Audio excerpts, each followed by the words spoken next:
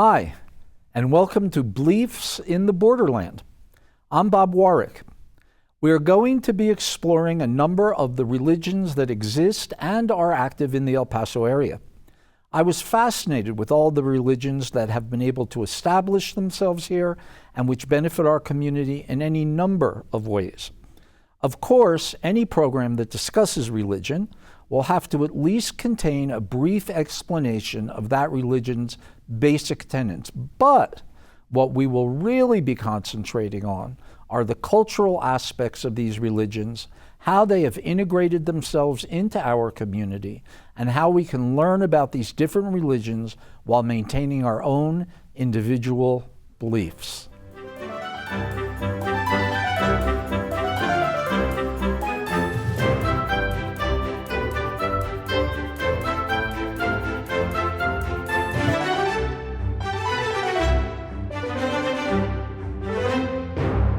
Welcome, everybody. We have two great guests today, Robin, Arney, and Helga Carrion.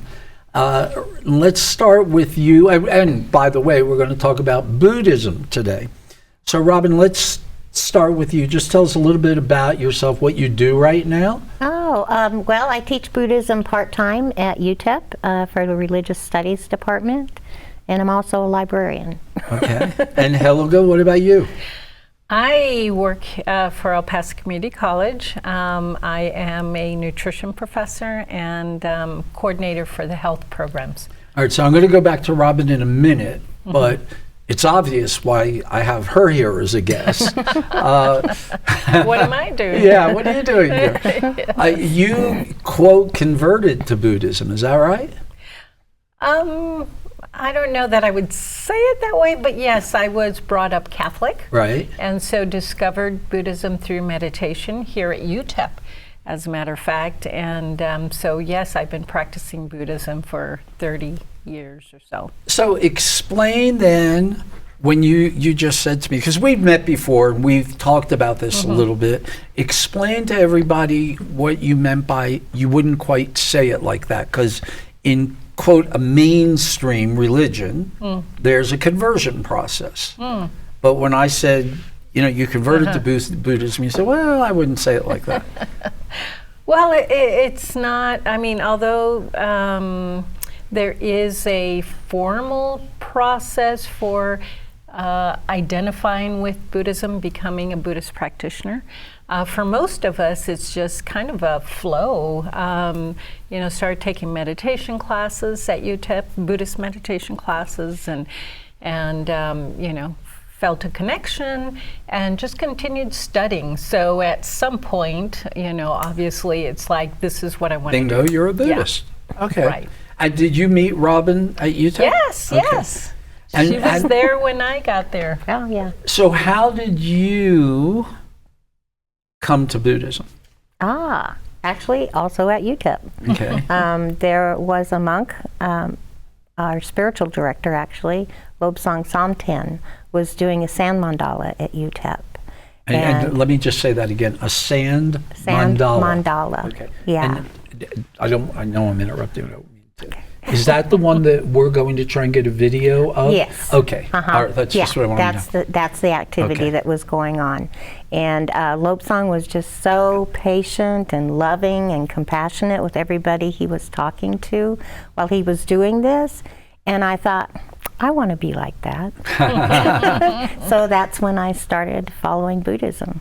So that's really nice what both of you are saying. It just, what Helga said, it was kind of just the flow, and you met somebody that you thought, it'd be kind of nice to emulate him and what he believes in, and how do I do this? And so what were you doing at UTEP when this happened? Were you? Oh, well, I was a librarian. You were the librarian there. Yeah, and he did one at the library, and when he would take breaks, I'd bring him tea and then go out and look at the Sand Mandala to see how it was going.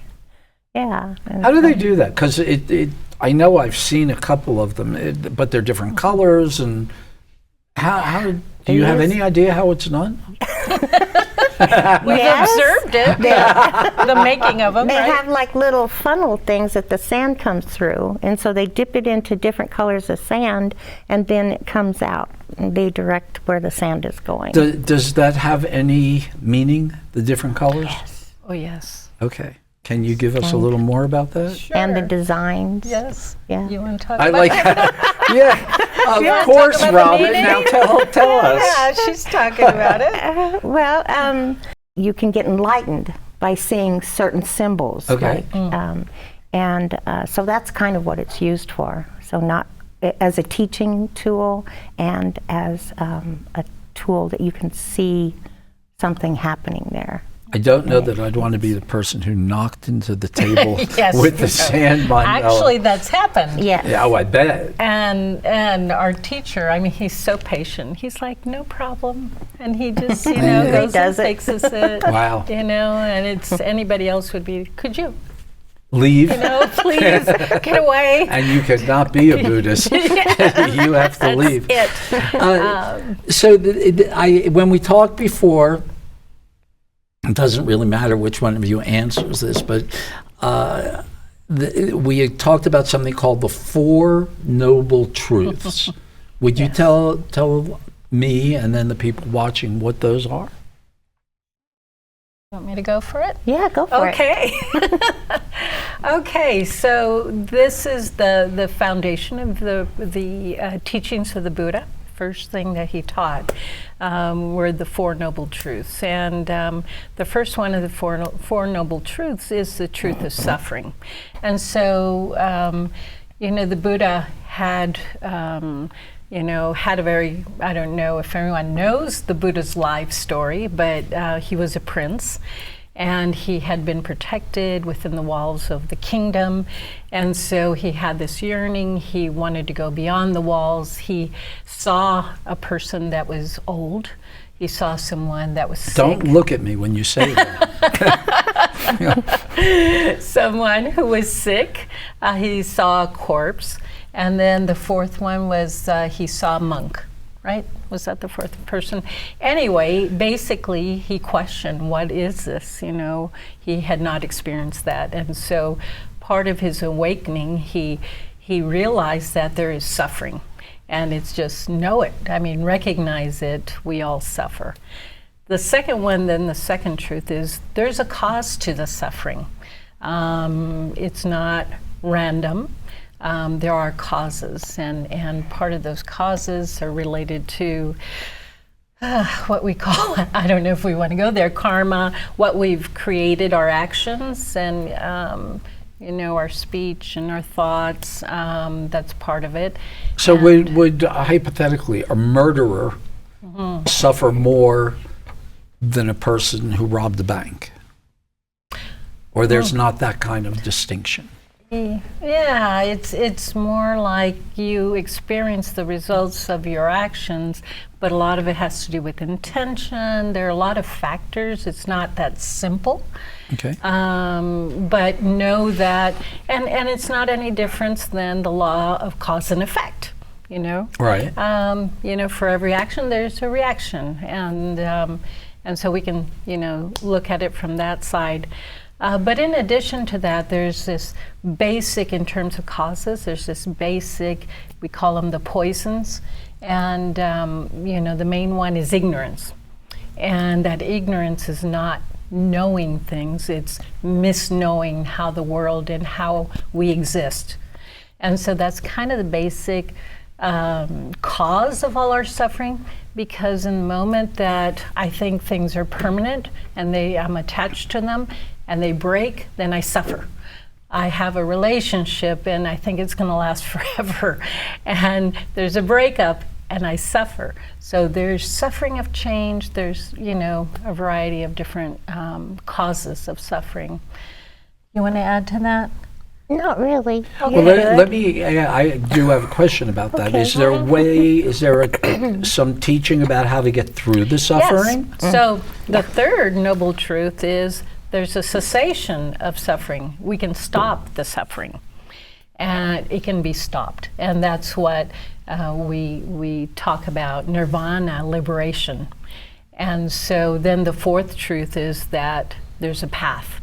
And that's all the teachings of the Buddha is that's how to become free of the suffering. So there is a path to... Yes, absolutely. And does that path... I'm trying to kind of bring it down a little bit. Is that path like you do good works?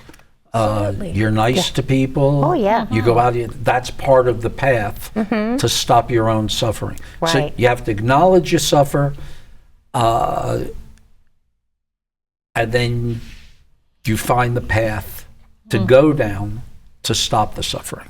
Right. That sounds kind of nice. Yeah. So you not only stop your own suffering, you help stop the suffering of other people too. Actually, by helping stop other people's suffering, that's how we stop your suffering. own. I can understand that. Yeah. It's a nice concept. Yeah. Go on. And I was going to add to that in that process, there's taking responsibility for my own actions. Right. It's not, my suffering is not because of others. Others don't cause my suffering. I cause I've created the causes for my suffering.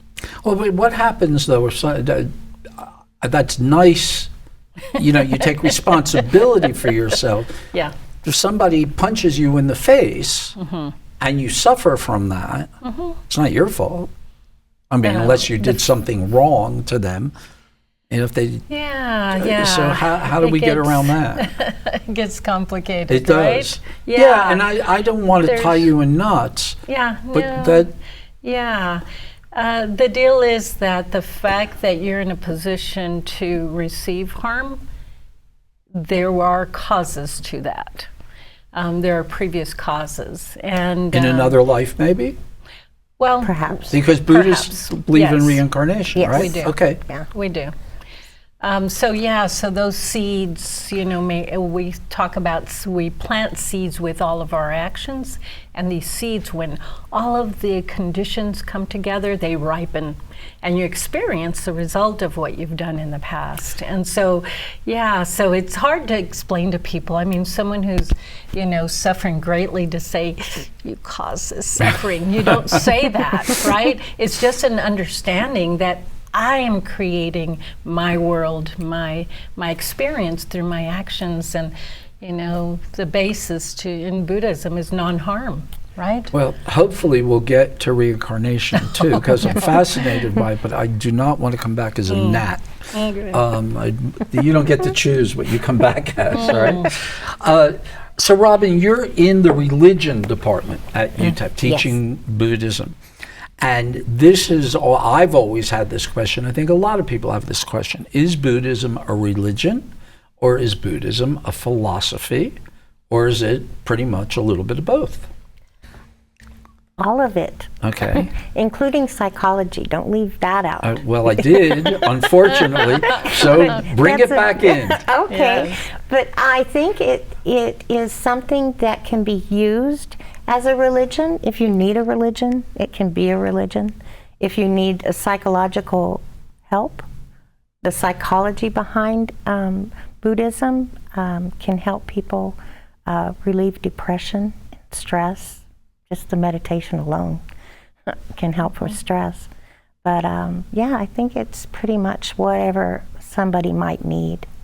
So I know that you're in the religion department, but talking about psychology, are any of the Buddhist precepts taught in any of the psychology departments? Do you know whether that's the case or not? Well, that's a good question. I don't really know. I don't know either. Well, I've not heard talk of that. to them. Yeah. I think it's time to talk to the administration, right? Yes. Because it does all seem to come together. And then either I read this in some of my research for having this talk, or maybe we even talked about it, and these make absolute common sense. Abstain from killing, abstain from stealing, abstain from sexual misconduct, abstain from lying and intoxication. So basically, abstain from the things that are going to harm you and other people, Right. and do good. Is that... Yeah. And what is, I have this down here too, how does one become a Buddhist? And then we talked about taking refuge in the triple gem. Can you one of you talk about that? Yeah, the Buddha, the Dharma, which is the teachings of Buddha, Okay. and the Sangha, everybody involved in practicing Buddhism. That's like the congregation, the Sangha? The congregation plus the higher Sangha would be like the monks and Okay. things like that. But yeah. Talking about monks, what is the hierarchy of the Buddhist philosophy / religion, or vice versa? I mean, like there's a pope, then there are cardinals, then there are priests, then there's, is there anything like that? Well, there is the Dalai Lama. Okay. But the Dalai Lama is just the spiritual director for many different kinds of Buddhism. Zen Buddhism, they think highly of the Dalai Lama. He's like the representative of compassion. So you look at him and you see how to be compassionate. But as hierarchy goes, not really. I think most monks... When you get together, do you get together on a specific day to meditate together, to pray together, to learn together, or is it sort of random? I mean, how does that work? Yeah. Well, I mean, at our center, we've decided, pretty much our spiritual director lives in Philadelphia, and he's got his main center there. And he's a Buddhist monk? No. He was a Buddhist monk. Okay. He was actually the attendant to His Holiness Dalai Lama. Really? He was taught, and he was part of the monastery, His Holiness's monastery. And this is in Tibet? No, in India. In Dharamsala, India. And so he's our spiritual director. And so we've got a board of directors or officers at the center. And most of us on this, the officers, lead. We facilitate classes. Okay. And so none of us we say we're not officially teachers, but we're kind of, just leading groups. And so we've decided, okay, what day can you teach? What day can, another person, someone leads meditation on a certain day, certain time. We rotate on Saturdays, do different things. So, in terms of hierarchy, I was trying to think of, there are the monasteries, and each monastery has an abbot. And then there are all the monks, and then there are Rinpoches. But I don't know that it's, What's a Rinpoche? A teacher. Okay. Highly respected teacher within someone who has studied and practiced Buddhism, has some formal training in Buddhism. Well, does like the Dalai Lama, does he appoint the abbot of the monastery? I'm not sure how they're appointed. Do you know? No, I don't know.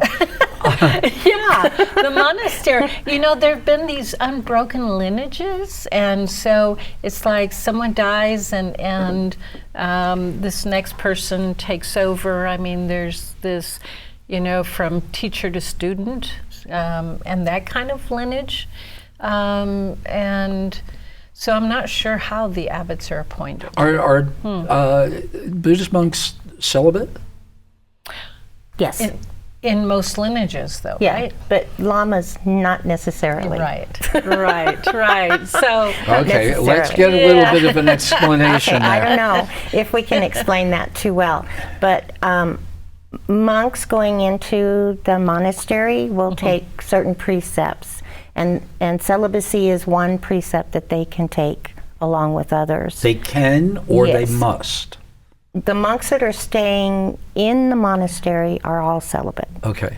If you leave the monastery and you become a lama or a Rinpoche teacher. That's a teacher then? Yeah. Okay. You can have a family? Yeah. Okay. Yeah. And actually there are some families that have lineages.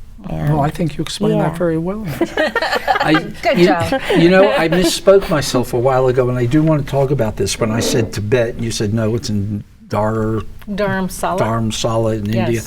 So there was this whole thing with China and the Dalai Lama, and was that Tibet or Nepal, or where was that? Tibet. Yes. And then when China wanted to take over Tibet, the Dalai Lama had to leave. Right. And many Tibetans left as well. Okay. So what part of the world are the majority of, I know they're all over, but the majority of Buddhists are where? In that part of the world? Tibet, Nepal, India? And Southeast Bhutan, Asia. Yeah. Southeast Asia, I mean, you have all these countries, Cambodia and Vietnam and Japan. And you know what? I was just in that. Vietnam, and one of our guides was a Buddhist, and she was talking about going to Yeah. And it was interesting because Vietnam is a communist country that you wouldn't know it going there because it has, Gucci and Fucci and Moochie, whatever. It's just amazing. And I kind of forgot myself that you couldn't be quite as free in talking. But ultimately, she explained that if she wanted to, she was a Buddhist, and if she wanted to go to the Buddhist temple, she had to write down something like she wasn't going for any religious purpose, but, she was just almost like a tourist going to, just wanted to see the temple. Wow. And that, I don't think had anything necessarily to do with China itself, but just the whole communist concept of there is no religion. Interesting. Let's talk about the Dalai Lama for a minute, because he really is the embodiment of Buddhism, correct? Yeah, Yes. I would say. And when you said, he's also the embodiment of compassion, I mean, he really is. I guess I've lived through 2 or 3 Dalai Lamas maybe now, and they all are so nice. I mean, they just seem so nice. Yes. And I don't. And doesn't that happen when one dies and a baby is born and the soul goes? Can you explain that? I can't explain it at all. Am I It's wrong? a mystery to me. But no, somehow when you reincarnate, your stuff comes with you, all your good stuff and your bad stuff. But how do they? I always found it so fascinating how they identify, and then it's almost like they take this child and raise it knowing it's going to be this wonderful person. Right, and they teach them, and they go to the best school and stuff. In the movie Kundun, which Lobsang was in, our spiritual director, it shows how he was chosen from a vision. There was a man in charge of actually finding him, and he had a vision, and then also there were things that they brought to the little boy and set in front of him to see if he could pick out what was previously his in a previous lifetime. And so he chose all those things from his previous lifetime that were his.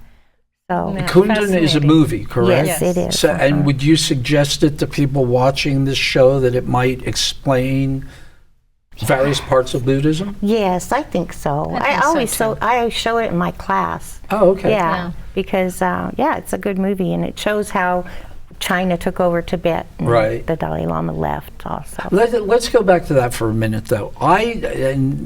So when the Dalai Lama dies, and a new one has to be found, do they pick any number of babies and raise them to a point that they put these things in front of them? So they just pick one? Usually they have an idea. Even the previous Dalai Lama can give an indication about where they will be born. Oh. Yeah. Because they're not caught in what we call samsara, which is the cycle of birth and death. Okay. So they're not really caught in that. So it's just life and more life and more life through reincarnation. Yeah. But they choose that too. Very interesting. Yes. And all right, we talked about the hierarchy. About how many Buddhists are in Texas? Do you know? Not in Texas. Remember, we had looked up in the world, there were 520 million in the world, but in Texas, I did not look that up. No. Okay. I've not looked that up. And for you guys, about how many Buddhists do you think are in town? Buddhists in town, wow, probably not. I mean, our mailing list is, and we're not the only Buddhist center in town. I was going to ask you about that. You know, there's a Zen group, and there's a Theravadan group, I believe. And so I don't know the size of their groups, but I think they're fairly small like us. And so probably, I don't know, a couple hundred. Yeah. Okay, so 1 to 200. Yeah. So you're not Zen Buddhists. No, we're Tibetan Buddhists. Tibetan Buddhists. Is there a big difference in the philosophies, or are they relatively similar? I'd say the teachings of the Buddha are the same. It's just their approach to and their practice is different. So in Zen Buddhism, there's not as much of the rituals and those kinds of things that there are in Tibetan Buddhism. They're very simple, and their practice is focused on meditation. And they do teachings as well, but their focus is slightly different. And Theravadan, I'm not real familiar, but I think just the focus, I don't know if that's the right word, but the way they practice is different, you know, than we do. But the end result is the same. Yes, Hopefully. the end goal, yes. Enlightenment, awakening, yes. So what the Buddhist holy book, what is that book called? Well, there's not really a Buddhist Bible or No? holy book, but there are canons. I mean, the Buddhist canons, and I was reading somewhere that and we know of the Pali Canon, which Theravadins mostly relate to. I think there's a Chinese canon and a Tibetan canon. I was reading about this, but within the Tibetan, we talk about there's texts that have the teachings of the Buddha, and the others are commentaries on the Buddha. Okay. Right. The Kangyur and the Tengyur, or something like that. Can anybody come into a Buddhist temple? Absolutely. Yeah? Absolutely. And so you were talking about before that, you know, you just kind of divide it up among yourselves and you facilitate classes Right. and meditation and stuff like that. So there's no particular day that is holy to a Buddhist, like with Christians it's Sunday, with Jews it's Friday night through Saturday night, that sort of thing?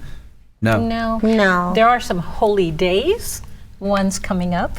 There's this month called Sakadawa that's coming up, and we're told that it has a lot of significance for Buddhists, and so we do special practices, etc. But other than that, there's not really a special day. Right? And do you have any involvement in the community? Are there any sort of do you say we're going to have an open house, or we're going to go meet at the park, or come see us, or anything like that? Yes, a little bit. Informally, I think when COVID hit, though, we kind of just quit that, because we did have like a children's group where you know, invite the children to the park and stuff and do activities, but and we haven't done that in a while. And with animals, we have Blessing we do Day in the park. And right now, as a matter of fact, I got a call from a women's shelter in town that is wanting meditation for their Which I think is nice. It's a lot easier to be invited in than knock on the door and say, can I come in? Right. And that's something that our spiritual director really has emphasized, that we're not out to convert anybody. Right. You know, we don't need anyone to become Buddhists. We're just, you know, we're here to serve others in whatever ways. You know, there have been times in the past where we went and helped serve the homeless, or at the you know, shelters, that kind of thing. Interesting, though, because it sounds like if you view Buddhism as a philosophy, you're maybe, I'm Jewish. I could maintain my religion and simply practice Buddhism as a philosophy. Yes. And actually I'll recommend this to anybody who wants to read a really good book. It's called The Jew in the Lotus.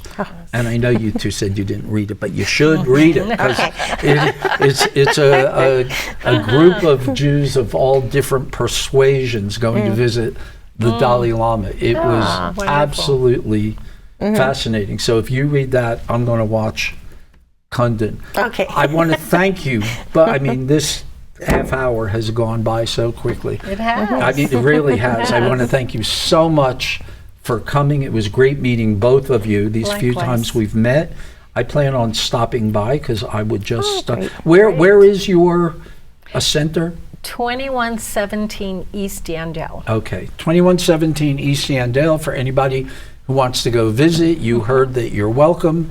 And man, I think we'll have these two guys back again. So thanks for tuning in. Thank you.